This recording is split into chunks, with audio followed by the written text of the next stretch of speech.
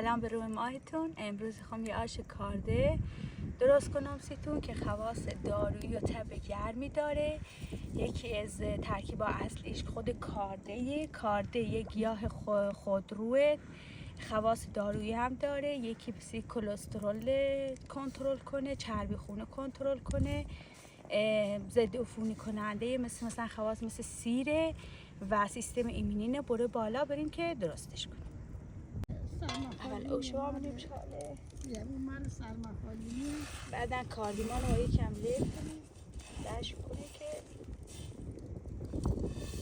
اونم با سرد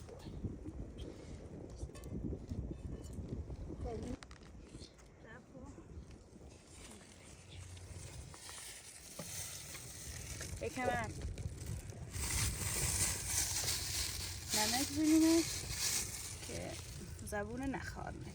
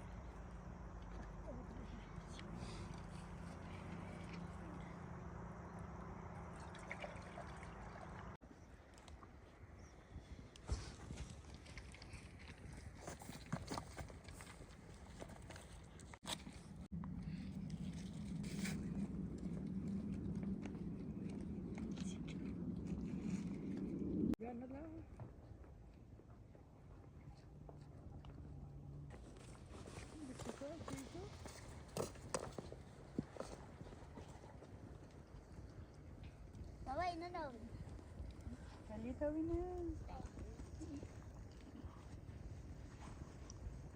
خیلی داشته بیشتر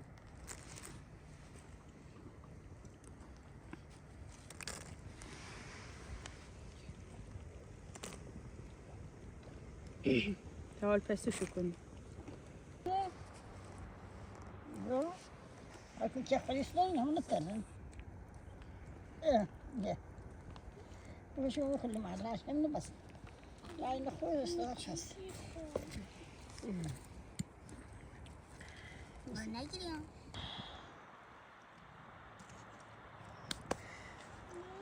يقوم في جاي بري الله يرزق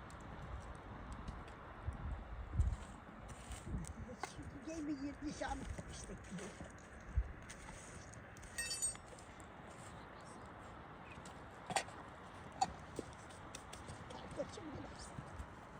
Şey birisi başka gibi şey yapıyor.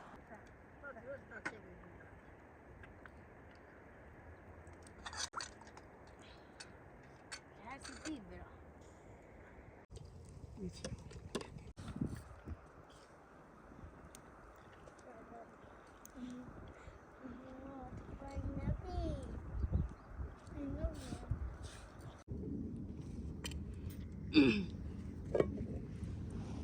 خب دوستان، آش کارده یه ترکیبات خیلی ساده ای داره. خود کارده که نامش بیسیق پوده، بعدش هم برنج نیم دونه و دون انار که بهش همون ترشی هم ما خوب میگیم ترشی بهش. و الان ما بعد 20 دقیقه که کارتیمون پوده، الان برنج بهش اضافه کنیم. یه 10 دقیقه که پو، بعد ترشینو بهش اضافه کنیم.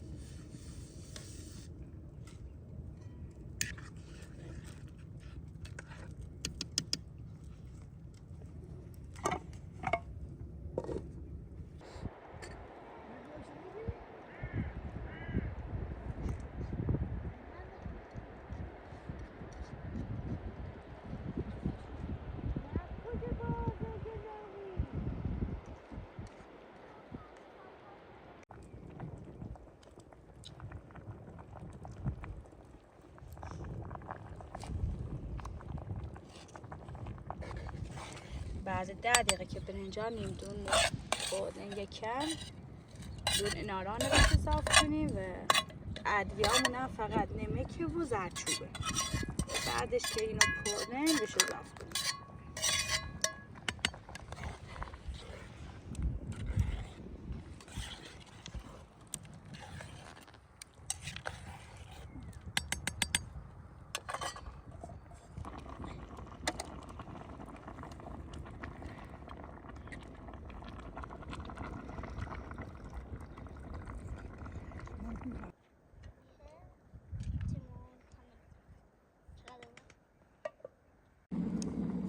حالا هم ادویه‌مون اضافه کنیم بهش.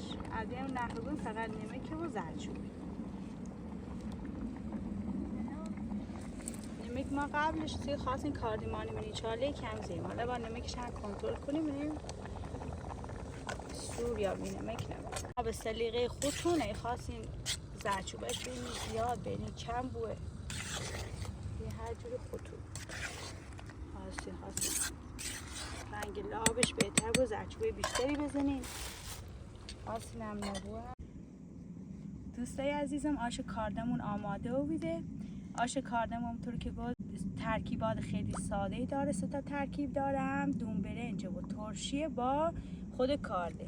ادویه‌ای که ما استفاده کنیم سیش فقط زردچوبه و نمک و سیتوگم که کاردن خوش یه سیتوگم که کارده خوش تبش گرمه.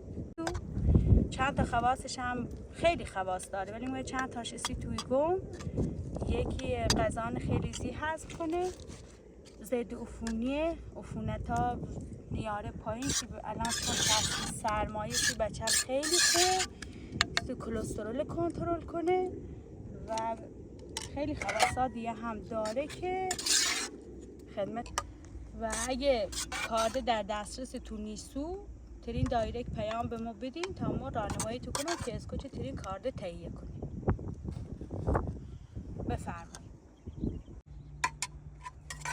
اگه از غذایی که درست کردین تو خوشتون اومده ایمان حتما دنبال کنید.